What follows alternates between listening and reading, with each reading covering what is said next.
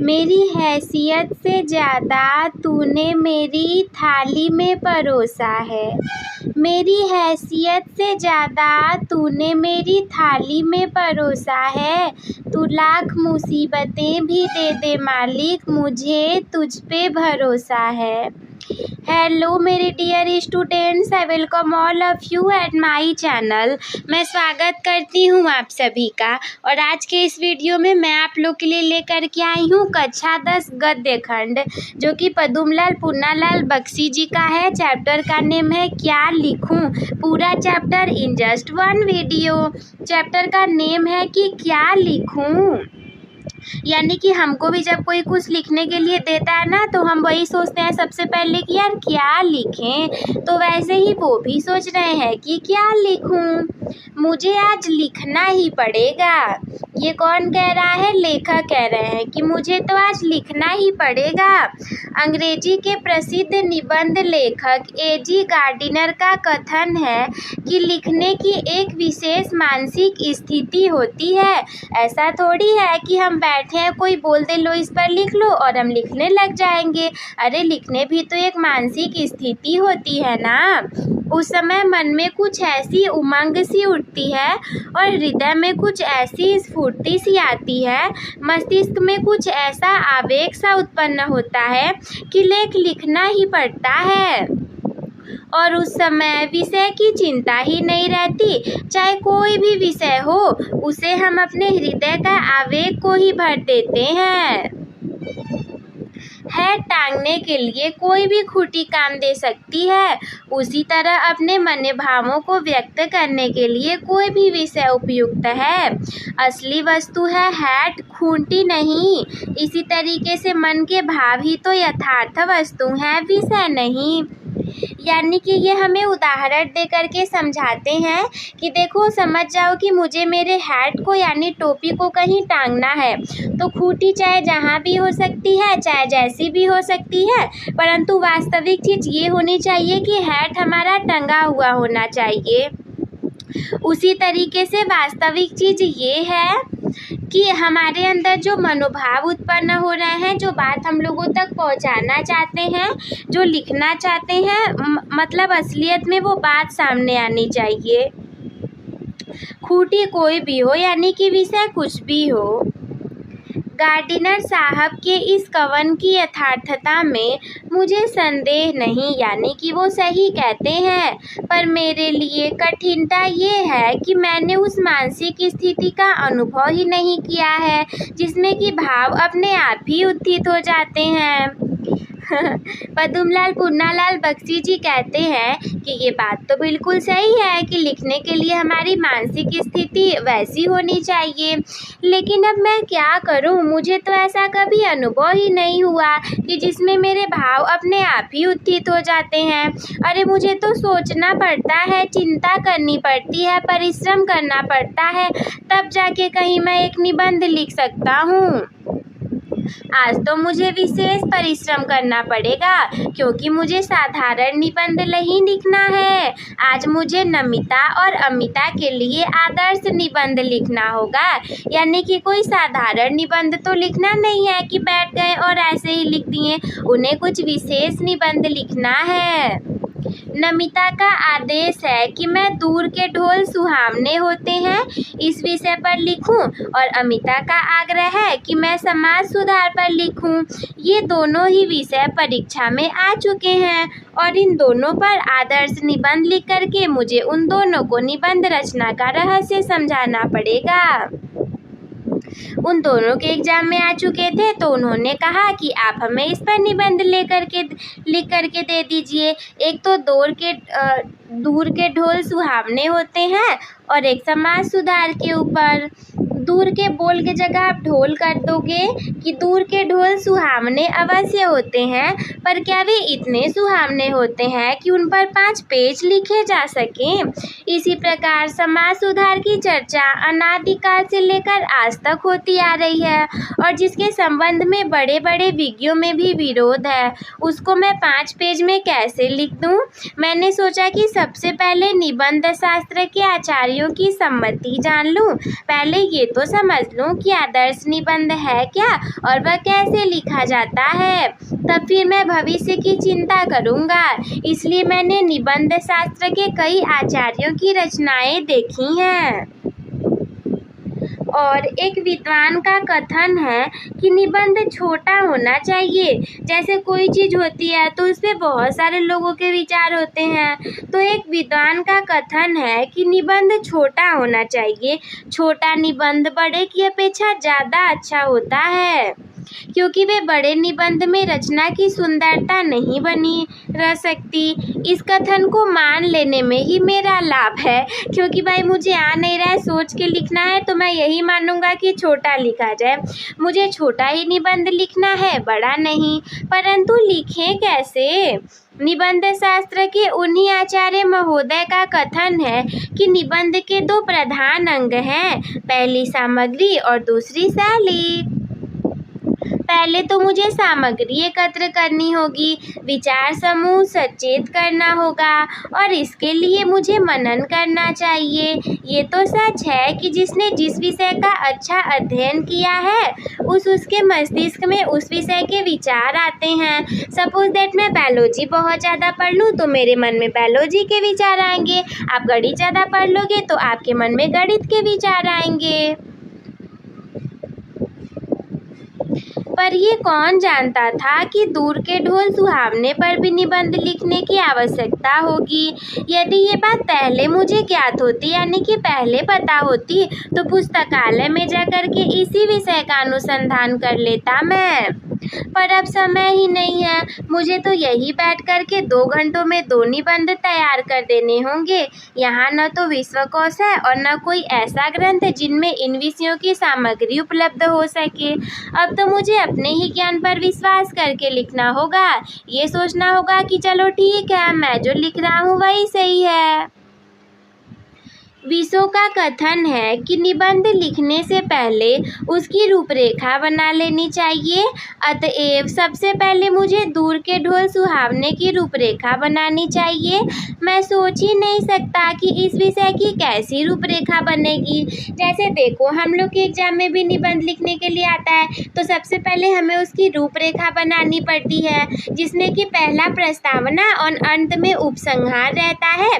बीच में हम 3-4 पॉइंट को और इंक्लूड कर लेते हैं। परंतु लेखक को तो समझ में ही नहीं आ रहा है कि दूर के ढोल सुहावने होते हैं कि रूपरेखा कैसे बनाई जाए। निबंध लिख लेने के बाद मैं उसका सारांश कुछ ही वाक्यों में भले ही लिख दूं, पर निबंध लिखने से पहले उसका सार 10 शब्दों में कैसे लिखा जाए? क्या सचमुच हिंदी के सब विज्ञ लेखक पहले से अपने अपने निबंधों के लिए रूपरेखा तैयार कर लेते हैं? ये सारी बातें वो लेखक सोच रहे हैं। A.G. गार्डिनर को तो अपने लेखों का शीर्षक बनाने में ही सबसे अधिक कठिनाई होती है। उन्होंने लिखा है कि मैं लेख लिखता हूँ और शीर्षक देने का भार मैं अपने मित्र पर छोड़ देता हूँ। यानी कि वो लेख को लिख लेते हैं, परंतु उस लेख का शीर्षक क्या होगा ये बात वो अपने मित्र पर छोड़ देते हैं। उन्होंने ये भी लिखा है कि शेक्सपियर को भी नाटक लिखने में उतनी कठिनाई न हुई होगी जितनी कठिनाई नाटकों के नामकरण में हुई होगी। हाँ, नाटक तो लिख लोगे, पर उसका नाम सोचना, पूरा निकाल करके समझी कि इसका नाम क्या रखना चाहिए। तभी तो घबरा करके नाम न रख सकने के कारण उन्होंने अपने एक नाटक का नाम रखा जैसा तुम चाहो। इसलिए मुझसे तो ये रूपरेखा तैयार ही न होगी। अब मुझे शैली निश्चित करनी है। आचार्य महोदय का कथन है कि भाषा में प्रवाह होना चाहिए। इसके लिए वाक्य छोटे छोटे हों पर एक दूसरे से संबद्ध हों। यह तो बिल्कुल ठीक है, मैं छोटे छोटे वाक्य अच्छी तरह लिख सकता हूँ, पर मैं है मास्टर। कहीं नमिता और अमिता ये न समझ बैठे कि मैं यह निबंध बहुत मोटी अक्ल वालों के लिए लिख रहा हूँ। अरे, अपनी बुद्धिता का प्रदर्शन करने के लिए, अपना गौरव स्थापित करने के लिए ये आवश्यक है कि वाक्य कम से कम आधे पृष्ठ में तो समाज हो। बाणभट्ट के कादंबरी में ऐसे ही वाक्य लिखे हैं। वाक्यों में कुछ अस्पष्टता भी चाहिए, क्योंकि ये अस्पष्टता या दुर्बोधता गंभीर्य ला देती है। जैसे अगर कोई बात है आपको नहीं समझ में आ रही है तो आप मजाक नहीं कर सकते, आप उसके लिए गंभीर हो जाओगे कि अरे इसका क्या मतलब है, और गंभीरता से पढ़ोगे। और इसीलिए संस्कृत के प्रसिद्ध कवि श्री हर्ष ने जानबूझ करके अपने काव्य में ऐसी गुत्थियां डाल दी हैं जो कि अंशों से न सुलझ सकी हैं, और सेनापति ने भी अपनी कविता मूढ़ों के लिए दुर्बोध कर दी है। तभी तो अलंकारों, मुहावरों और लोकोक्तियों का समावेश भी निबंधों के लिए आवश्यक बताया जाता है। लेकिन तब क्या किया जाए? अंग्रेजी के निबंधकारों ने एक दूसरी पद्धति को अपनाया है। उनके निबंध इन आचार्यों की कसौटी पर भले ही खरे सिद्ध न हो, पर अंग्रेजी साहित्य में उनका मान अवश्य है। उस पद्धति के जन्मदाता मॉन्टेन समझे जाते हैं। उन्होंने स्वयं जो कुछ देखा, मुना और अनुभव किया, उसी को अपने निबंधों में लिपिबद्ध कर दिया। ऐसे निबंधों की सबसे बड़ी विशेषताएं ये है कि वे मन की छंद रचनाएं हैं। उनमें न तो कवि की उदात्त कल्पना रहती है और न आख्यायिका, लेखक की सूक्ष्म दृष्टि और न विज्ञों की गंभीर तर्कपूर्ण विवेचना। उनमें लेखक की सच्ची अनुभूति रहती है। उनमें उसके सच्चे भावों की सच्ची अभिव्यक्ति होती है। उनमें उसका उल्लास रहता है। ये निबंध तो उस मानसिक स्थिति में लिखे जाते हैं जिसमें न ज्ञान की गरिमा रहती है और न कल्पना की महिमा, जिसमें हम संसार को अपनी ही दृष्टि से देखते हैं और अपने ही भाव से ग्रहण करते हैं। तब इसी पद्धति का अनुसरण कर मैं भी क्यों दोनों निबंध लिखूं, पर मुझे तो दो निबंध लिखने होंगे। मुझे अमीर खुसरो की एक कहानी याद आई। एक बार प्यास लगने पर वे कुएं के पास पहुंचे। वहां 4 औरतें पानी भर रही थीं। पानी मांगने पर पहले उनमें से एक ने खीर पर कविता सुनाने की इच्छा प्रकट की, क्योंकि अमीर खुसरो वही तो करते थे। दूसरी ने चरखे पर, तीसरी ने कुत्ते पर और चौथी ने ढोल पर। अमीर खुसरो प्रतिभावान थे। उन्होंने एक ही पद में चारों की इच्छाओं की पूर्ति कर दी और कहा, खीर पकाई जतन से। पहली ने इच्छा जताया था खीर को लेकर, तो उन्होंने बोल दिया खीर पकाई जतन से। दूसरी ने इच्छा जताया था चरखे को लेकर के, तो बोल दिया चरखा दिया चलाए। और एक ने कुत्ते पर, आया कुत्ता खा गया। चौथी ने ढोल पर, तू बैठी ढोल बजा। तो कैसे अमीर खुसरो ने चारों को एक ही में इंक्लूड कर दिया। मुझ में खुसरो की प्रतिभा तो नहीं है, पर उनकी इस पद्धति को स्वीकार करने से मेरी कठिनाई आधी रह जाती है। मैं भी एक निबंध में इन दोनों विषयों का समावेश कर दूंगा। एक ही बेल से 2 चिड़ियां मार लूंगा। दूर के ढोल सुहावने होते हैं, क्योंकि उनकी कर्कशता दूर तक नहीं पहुंचती। जब ढोल के पास बैठे हुए लोगों को कान के पर्दे फटते रहते हैं, तब दूर किसी नदी के तट पर संध्या समय किसी दूसरे के कान में वही शब्द मधुरता का संचार कर देते हैं। हम भी जानते हैं, सपोज दैट किसी के घर पे शादी है, तो उसके घर पे तो बहुत सारे लोगों का डीजे का आवाज़ सुन करके हालत ख़राब हो जाएगा। लेकिन हम बहुत दूर से, हमारा घर 2-3 घर बाद रहेगा, तो हम सुन करके खूब डांस करते हैं कि अरे वाह बहुत अच्छा गाना बज रहा है। ढोल के उन्हीं शब्दों को सुन करके वो अपने हृदय में किसी के विवाहोत्सव का चित्र अंकित कर लेता है। कोलाहल से पूर्ण घर के एक कोने में बैठी हुई किसी लज्जाशीला नववधू की कल्पना वो अपने मन में कर लेता है कि जिसकी शादी हो रही होगी वो कैसा विचार रख रही होगी। उस नववधू के प्रेम, उल्लास, संकोच, आशंका और विश्वास से युक्त हृदय के कंपन बोल की कर्कश ध्वनि को मधुर बना देते हैं। ये सारे जगह ढोल को गलत तरीके से लिख दिया है, मैं क्षमा मांगती हूँ। आप लोग सब जगह ढोल कर लोगे। ढोल की कर्कश ध्वनि को मधुर बना देते हैं, क्योंकि उसके साथ आनंद का कलरव, उत्सव व प्रमोद और प्रेम का संगीत, ये तीनों मिले रहते हैं। तभी उसकी कर्कशता समीपस्थ लोगों को भी कटु नहीं प्रतीत होती।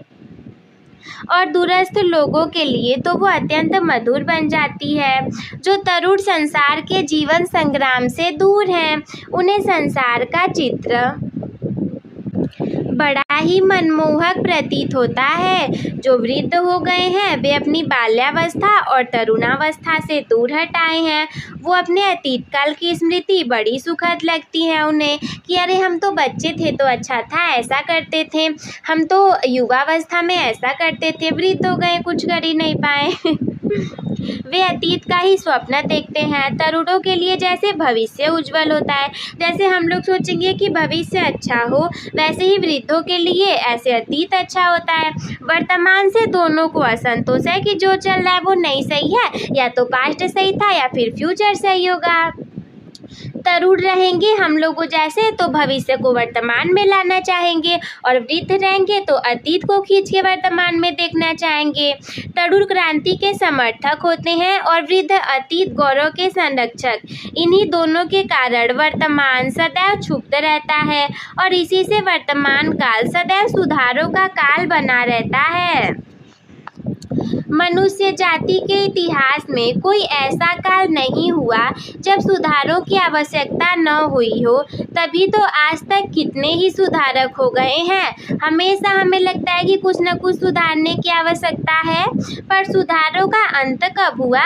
भारत के इतिहास में बुद्धदेव, महावीर, स्वामी नागार्जुन, शंकराचार्य, कबीर, नानक, राजा राममोहन राय, स्वामी दयानंद और महात्मा गांधी में ही सुधारकों की गणना समाप्त नहीं होती। सुधारकों का दल नगर नगर और गांव गांव में होता है। ये सच है कि ये जीवन में नए नए क्षेत्र उत्पन्न होते जाते हैं और नए नए सुधार हो जाते हैं। ना ही दोषों का अंत है और न ही सुधारों का। जो कभी सुधार थे वो आज दोष हो गए, और उन सुधारों का फिर नव सुधार किया जा रहा है। तभी तो ये जीवन प्रगतिशीलता माना गया है। हिंदी में प्रगतिशील साहित्य का निर्माण हो रहा है। उसके निर्माता ये समझ रहे हैं कि उनके साहित्य में भविष्य का गौरव निहित है, पर कुछ ही समय के बाद उनका यह साहित्य भी अतीत का स्मारक हो जाएगा। और आज तो तरुण है, वही वृद्ध होकर के अतीत के गौरव का स्वप्न देखेंगे। उनके स्थान में तरुणों का फिर दूसरा दल आ जाएगा, जो कि भविष्य का स्वप्न देखेगा। दोनों के ही स्वप्न सुखद होते हैं, क्योंकि दूर के ढोल सुहावने होते हैं। कैसे इन्होंने भी दोनों को इंक्लूड करके एक अच्छा सा निबंध लिख दिया। तो आई होप मेरे प्यारे दोस्तों कि आप लोग को ये सारी चीज़ें समझ में आ गई होंगी, और आप लोग को हमारा ये दहाड़ 1.2 बैच कैसा लग रहा है हमें कमेंट बॉक्स में बताना ना भूलें। तो बस दोस्तों, आज के इस वीडियो में इतना ही। हम मिलते हैं आपसे किसी अगले वीडियो में। तब तक के लिए आपको क्या करना है, start your topper becoming journey with the topper by subscribing the channel. Also you can like the video, share with your friends. If there is any doubt in your mind or you want to say anything to me, then you can comment me. Take care, bye bye. I will see you in the next video.